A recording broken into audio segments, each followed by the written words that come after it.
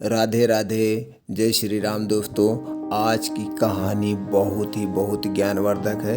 आज की कहानी से आपको एक ऐसी जानकारी मिलेगी जिससे आपका परिवार, आपका जीवन सफल हो जाएगा। आपके जीवन में कभी कोई कष्ट नहीं आएगा और आप कभी किसी से धोखा नहीं खाएंगे। तो दोस्तों, चलिए हम कहानी शुरू करते हैं। कहानी शुरू करने के पहले आप चैनल को सब्सक्राइब कर लीजिए, जिससे दोस्तों कोई भी वीडियो या कोई भी कहानी अपलोड करें उसकी जानकारी आपके मोबाइल पर आ जाए। और दोस्तों, आप हमारा फैमिली का सदस्य बन जाइए।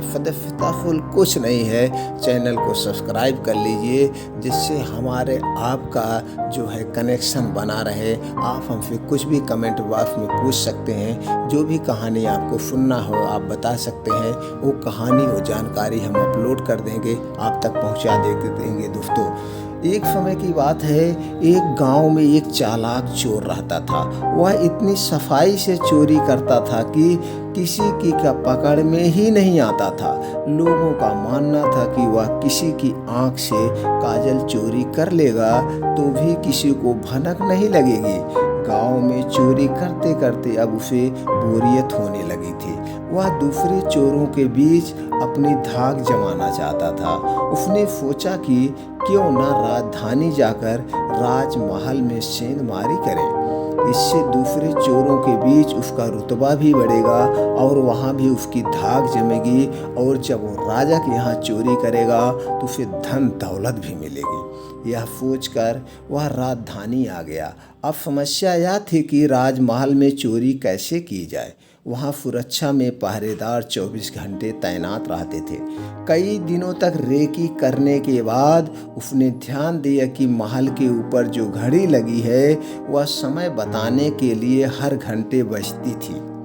चोर के दिमाग में एक विचार आया। चोर रात में कुछ लोहे की कीले और हथौड़ी लेकर राजमहल पहुंचा और जैसे ही घंटी बजती है वह दीवार पर एक कील ठोक देता। इससे घंटी की आवाज़ में हथौड़ी की आवाज़ दब जाती थी और किसी को पता भी नहीं चलता था। इसी तरह उसने 12 कीलें ठोक दी। उन कीलों के सहारे वह महल में दाखिल हो गया और हीरे जवाहरात चोरी करके रफू चक्कर हो गया। अगले दिन जब वह राजा को चोरी का पता चला तो उसे यह जानकर बड़े हैरानी हुई कि इतनी सुरक्षा के बावजूद भी कैसे कोई राजमहल से चोरी करने में कामयाब हो सकता है। राजा ने नगर में सिपाहियों की संख्या बढ़ाने का आदेश दिया और कहा कि कोई भी व्यक्ति रात में घूमता नजर आए तो चोर समझकर गिरफ्तार कर लिया जाए। दरबार में ऐलान के वक्त चोर भी भेष बदलकर मौजूद था। उसने चालाकी से पता लगा लिया कि कौन कौन से सिपाही इस काम के लिए चुने गए हैं। उसने उन सिपाहियों के घर का पता लगाया और साधु का भेष धारण करके उनके घर पहुंच गया। वहां उसने पाया कि सभी सिपाहियों की पत्नियां चाहती थी कि उनका ही पति चोर को पकड़े।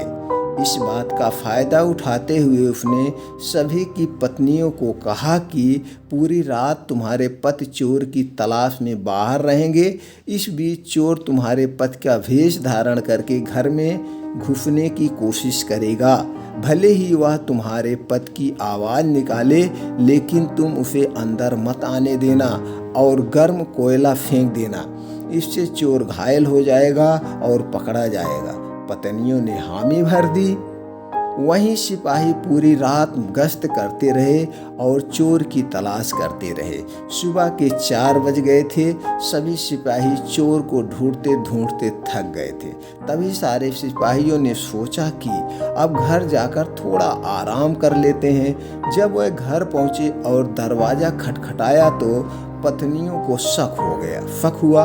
उन्होंने सोचा कि साधु की बात सच हो गई है, जरूर ये चोर है जो भेष बदल कर आया है। वह जलता हुआ कोयला अपने पत्नियों पर फेंकने लगी। इससे सारे सिपाही घायल हो गए। उन्हें अस्पताल में भर्ती कराना पड़ा। दूसरे दिन राजा को जब सारी बात का पता चला तो वह चिंतित हो गया। उसने फौरन कोतवाल को आदेश दिया कि जितनी जल्दी हो सके उस चोर को पकड़कर हाजिर किया जाए। कोतवाल ने शहर में पहरा लगा दिया चारों तरफ। इस दौरान कोतवाल को एक युवक आता दिखा। कोतवाल ने उस लड़के से पूछा, तुम कौन हो? युवक ने कहा, मैं चोर हूँ। कोतवाल को यकीन नहीं हुआ, भला इस तरह कोई खुद को चोर कैसे बता सकता है। उसे लगा कि युवक मजाक कर रहा है। कोतवाल ने आगे कहा, अगर तुम चोर हो तो चलो, तुम्हें जेल में बंद करने का आदेश मिला है। वह युवक चोर तैयार हो गया। कोतवाल उसे लेकर एक कमरे में गया, जिसे देखकर चोर ने बोला कि कोतवाल साहब, इस जेल को तो कोई भी खोल सकता है। कोतवाल बोला, इसे खोला नहीं जा सकता है। चोर बोला, आप अंदर जाइए, मैं बताता हूँ इसे कैसे खोल सकते हैं। कोतवाल मान गया और जैसे ही अंदर गया, चोर ने दरवाज़ा बंद करके लॉक कर दिया और हंसते हुए बोला, मैंने पहले ही बोला था मैं चोर हूँ, आप माने नहीं। कोतवाल पूरी रात जेल में बंद रहा। सुबह सिपाहियों की मदद से कोतवाल किसी तरह जेल से बाहर आया और राजा के पास पहुंचकर उसने सारी कहानी सुनाई। पूरी बात सुनकर राजा दंग रह गया। अब उसने खुद को चोर को पकड़ने का फैसला किया। रात होने पर राजा ने गश्त देना शुरू कर दिया। इस दौरान चोर ने साधु का भेष बनाया और एक पेड़ के नीचे धुनी जमाकर बैठ गया। गश्त के दौरान राजा इधर उधर के चक्कर काट रहा था। इस दौरान उसने पेड़ के नीचे साधु को बैठा देखा तो पूछा कि बाबा, इधर से किसी अजनबी इंसान को जाते देखा है क्या? साधु के भेष में बैठा चोर बोला कि मैं ध्यान में था, इसलिए देख नहीं पाया। इस दौरान राजा को एक विचार आया।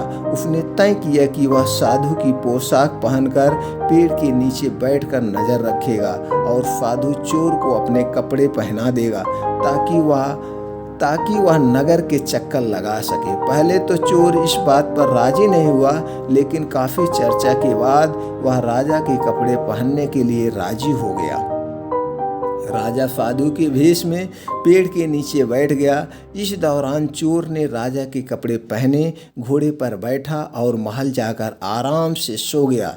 जब पूरी रात गुजर गई, सुबह के 4 बजे के करीब राजा को लगा कि साधु तो अब तक लौटा नहीं और न ही कोई अजनबी इस रास्ते से गुजरा, तो उसने महल में लौट जाने का फैसला किया। जब वह महल से फाटक के पास पहुंचा तो पहरेदारों ने सोचा कि राजा तो काफ़ी पहले महल आ चुके हैं, ये जरूर कोई बहरूपिया होगा। उन्होंने राजा को बहरूपिया समझकर जेल में डाल दिया। भोर होने पर एक संतरी ने राजा को पहचाना और जेल से बाहर निकाला। वो मंत्री पहचान गया था कि ये राजा है।